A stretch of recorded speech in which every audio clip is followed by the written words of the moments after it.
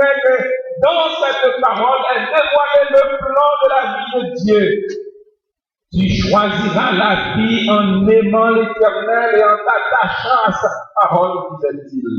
En effet, c'est dans la lecture et la méditation de la parole de Dieu que l'homme arrivera à découvrir les plans de Dieu, du Dieu créateur pour toute sa créature.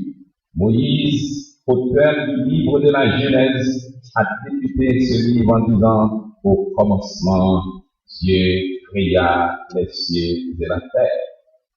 Jésus est la source de notre vie. Il est appelé le pain de vie, le pain vivant. C'est ce que nous avons chanté pour débuter ce culte. Dans le désert, le peuple d'Israël avait survécu grâce à la manne, ce pain venu du ciel.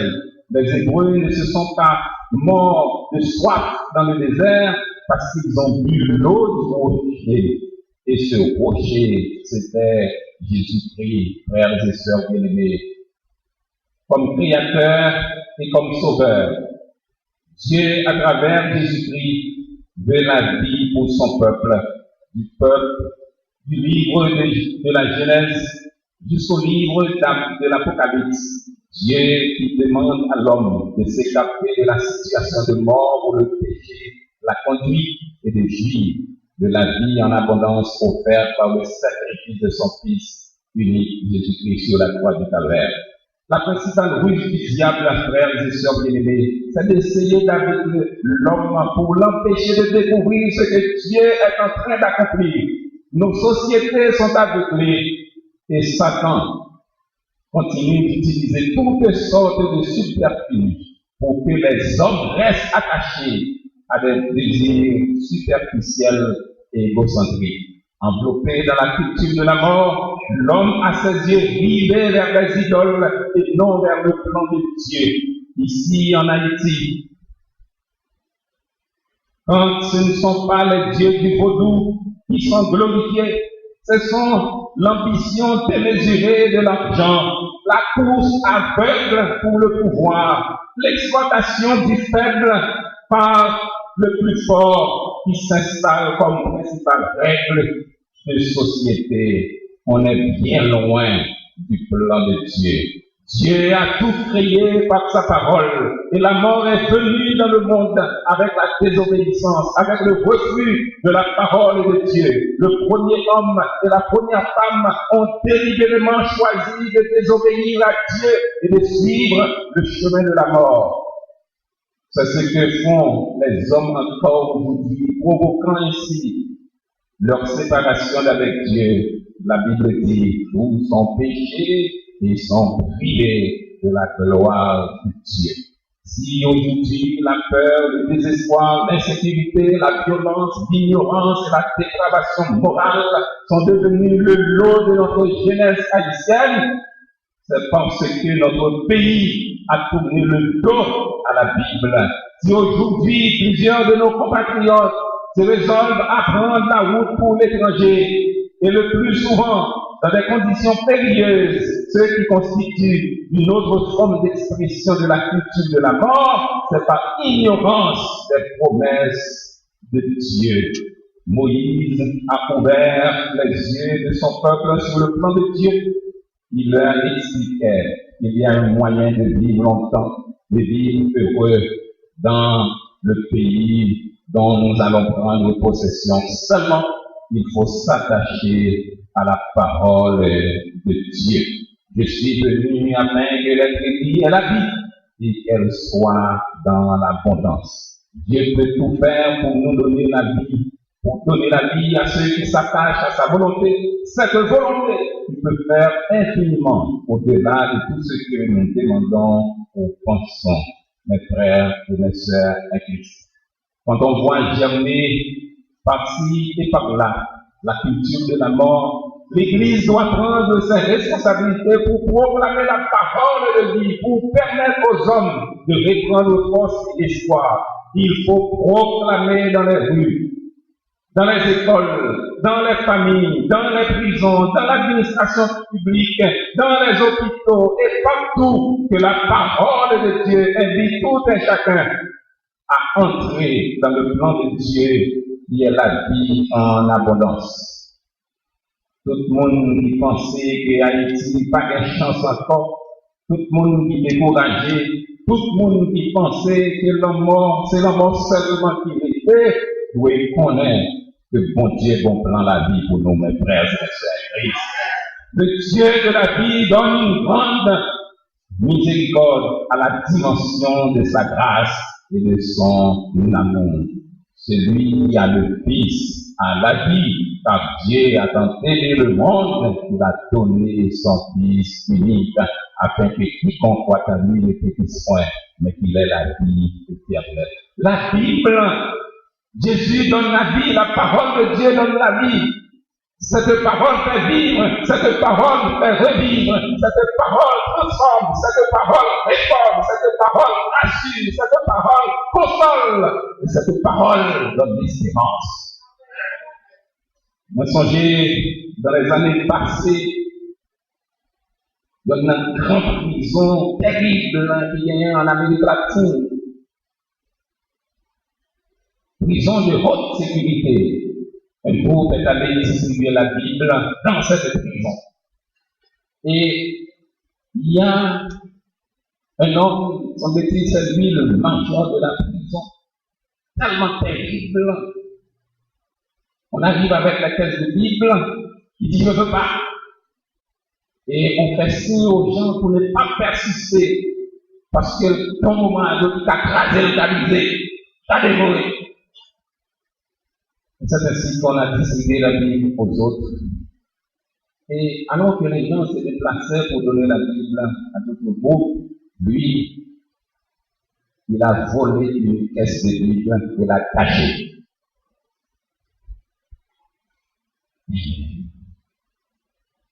Après que le groupe est parti, il a pris la décision d'ouvrir la caisse et commence par fumer les pages de Bible l'une après l'autre.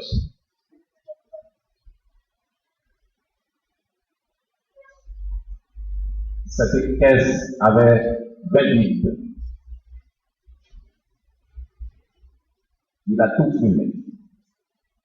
Et arrivé sur 19e, il dit, ah, moi, nous sommes dans le m'a dit Jean de Gombré. Nous sommes là, nous disons pas vrai. Voilà que nous avons caisse, et nous sommes 19 déjà. Il regarde l'autre là, il dit, maximum quand même.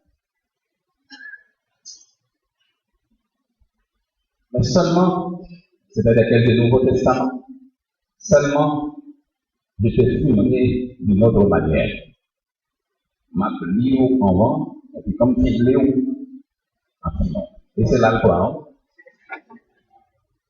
Il a fumé Matthieu, il a fumé Marc, il a fumé Luc. Dans lui, le Fils de l'homme est venu et chercher ce qui était perdu à d'autres. Il arrive en Jean, au commencement était la parole, et la parole était avec Dieu. Jean 3, verset 16, car Dieu a donné le monde, il a donné son Fils à ceux qui l'ont reçu, à ceux qui croient en son nom. Et à la fin de Jean écrit, ces paroles sont écrites afin qu'on connaisse la vie éternelle. Pour qui croient dans Christ? Il y a pas ça. Mais il a commencé à continuer à lire et arriver en Romains chapitre 1er. L'évangile est une puissance pour le salut de quiconque croit. Tous sont péchés et sont privés de la gloire de Dieu. Le salaire du péché, c'est la mort, Romains 6. Et le don gratuit de Dieu, c'est la vie éternelle. Et il a accepté Jésus-Christ comme son Seigneur et son Sauveur personnel. Et après avoir accepté Jésus-Christ, il y a un autre groupe qui est dans la prison. Et il a accepté de témoigner sa foi dans les eaux du baptême. Et aujourd'hui, il est l'un des plus grands serviteurs actifs proclamant la parole de Dieu en Amérique latine. La Bible fait revivre, la Bible transforme, la Bible réforme, la Bible rassure, la Bible console, la Bible donne de l'espérance. La Bible dicte la vie. Mes frères et mes sœurs en Christ, la Bible est essentielle. Elle nous apprend la vraie source de notre existence, mais aussi elle nous guide. Elle nous apprend comment conduire cette existence pour rester sur le chemin de la vie, pour participer au plan de Dieu, ce plan de la vie éternelle. Il faut encore s'attacher à la parole de Dieu. La Bible indique le chemin qui conduit à la vie. Pour arriver à la vie, il y a un et un seul chemin. Et sur ce point, la Bible est très claire. Le seul chemin qui mène à la vie éternelle, c'est Jésus-Christ, la parole incarnée. Jésus lui-même disait, je suis le chemin, la vérité et la vie. Nul ne vient au Père que par moi. On comprend alors pourquoi le vieux Moïse, après avoir fait le chemin avec Dieu et de manière fructueuse durant 80 années, pléda avec insistance pour que le peuple d'Israël reste attaché à la parole de Dieu. La Bible est par excellence le livre qui nous empêche de nous détourner du chemin indiqué par Dieu pour arriver à la vie. Ta parole est une lampe à mes pieds et une lumière sur mon sentier. Frères et sœurs bien-aimés, et la parole de Dieu est là pour nous guider. La parole de Dieu est là pour nous fortifier. Il n'y a ni progrès, ni développement économique, ni paix, ni stabilité politique pour un peuple qui fait du péché un mode de vie. La bonne nouvelle, c'est que le Dieu de la vie accorde son pardon à ceux qui se sont égarés. Sa parole de vie est proclamée. Dieu nous demande de retourner à la Bible pour trouver la vraie direction.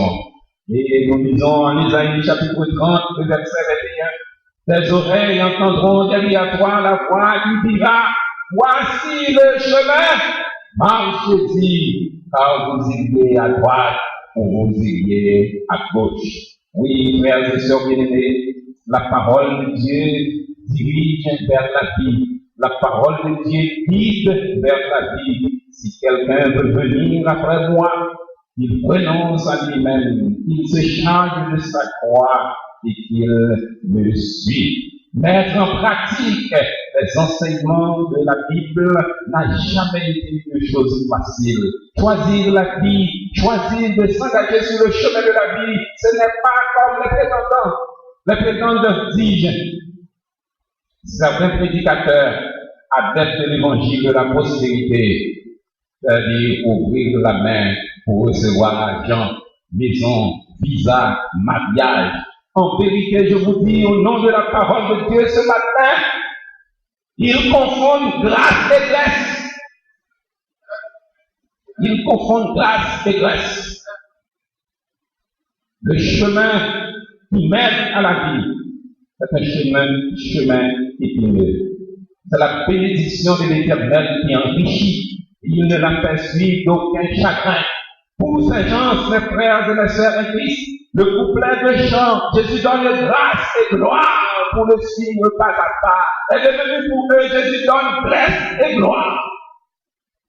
Non. Suivre Jésus-Christ, le Verbe incarné sur le chemin de la douleur, un chemin dur, un chemin solitaire, un chemin tortueux, mais un chemin qui débouche nécessairement sur la résurrection et la victoire définitive sur la force du péché. Cela demande force, cela demande courage, cela demande persévérance, cela demande et surtout un effort permanent de consécration. Et voilà pourquoi dans l'Apocalypse chapitre 2, le verset 7, nous lisons, à celui qui vaincra, je donnerai à manger de l'arbre de vie et qui est dans le paradis de Dieu. Pour obtenir cela, il faut se laisser guider par la parole de Dieu et persévérer sur le chemin de la vie. Et enfin, La parole purifie la vie. Choisir la